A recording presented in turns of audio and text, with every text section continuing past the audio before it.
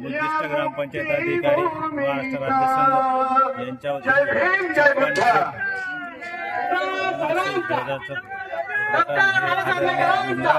यशवंतरावजी आंबेडकर यांच्या हस्ते झालेलं आहे आणि येवला या